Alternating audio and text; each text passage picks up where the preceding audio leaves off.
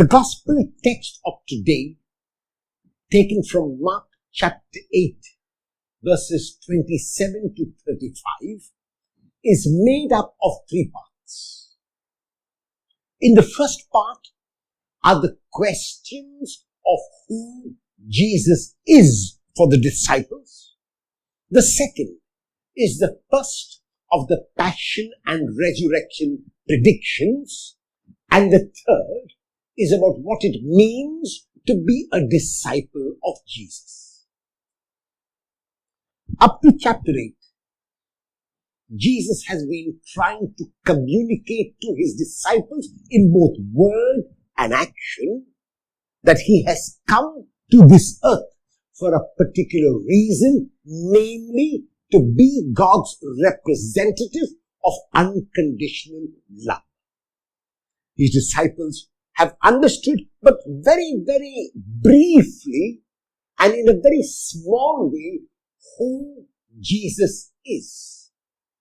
And so, when they come to Caesarea Philippi, which was named after Julius Caesar and Herod Philip, who built that city, so under two political figures, under two considered great figures, Caesarea Philippi, it is deliberately in this great city, the externally great city, that Jesus asks his disciples two questions. And the first is, who do people say that the Son of Man is? The Son of Man referring to Jesus himself. And the people give these answers. First, that Jesus is John the Baptist. Second, that Jesus is Elijah. Third, that Jesus is one of the prophets. And these answers are inadequate. The reason why they are inadequate is because John the Baptist was a precursor, the one who said very clearly that he would go before the Messiah. Elijah, according to the prophet Malachi, was the one who would come before God. And the prophet was one like Moses who would prepare the way for the Messiah. So all these answers are inadequate because they do not recognize Jesus as the Messiah. They recognize him as the one who goes before the Messiah. And that is why the second question which Jesus asks is, who do you say that I am? The you is plural and asked to all the disciples. It is, however, Simon Peter who answers on behalf of the disciples when he says, you are the Messiah. You are the Christ. Christos is the Greek term. Messiah is the Hebrew term. Christ is the English term, or the anointed one. So Peter is simply saying to Jesus in the Gospel of Mark, you are the anointed one. However, it can mean a number of things. Because Christos would mean anointed one. Even kings were regarded as anointed ones. So it is not clear from Peter's answer what exactly he means. He simply says, you are the Messiah, you are the Christos, you are the Christ, you are the anointed one. Because Jesus knows that Peter's answer has to be nuanced. Because Jesus knows that Peter's answer has to be refined, he tells Peter and the others with him not to tell anyone about it. Because he knows.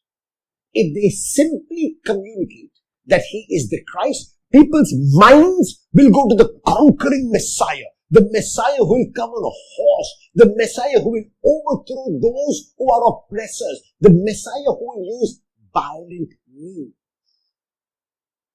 That is why, after commanding them not to tell anyone, the second part of today's gospel reading is where Jesus tells them about the kind of Messiah he is going to be through the first passion and resurrection prediction.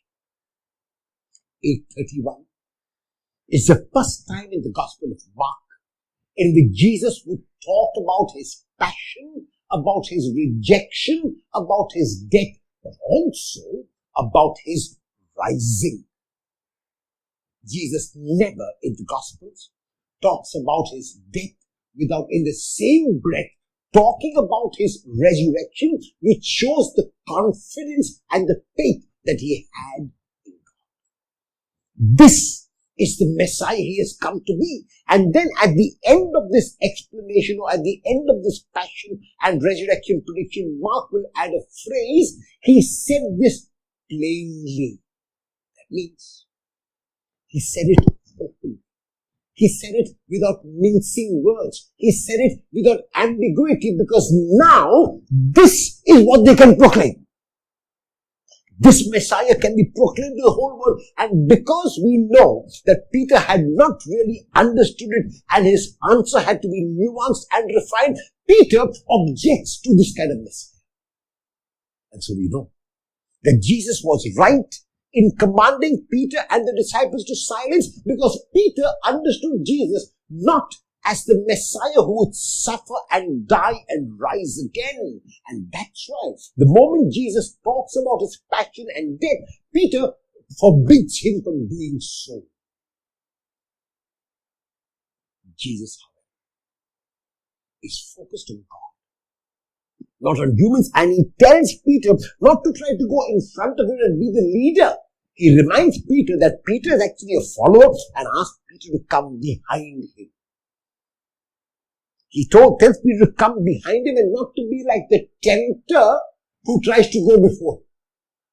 And so Peter has to follow and not lead. As long as Jesus is there, Jesus will be the leader, and so Peter must come behind. Coming behind means both physically coming behind, but also changing his view of the kind of Messiah that he must be. And in the third part, Jesus explicates this view and invites anyone and everyone who wants to be a disciple.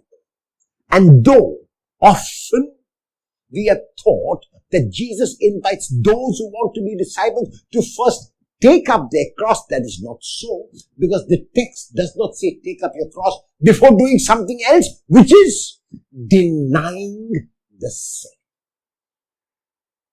After Jesus talks about his messiahship, after Jesus tells Peter to come behind him and be a disciple, he invites others also to be disciples, and this is the way he invites them. If anyone wants to be a disciple of mine, anyone is welcome to be a disciple without distinction.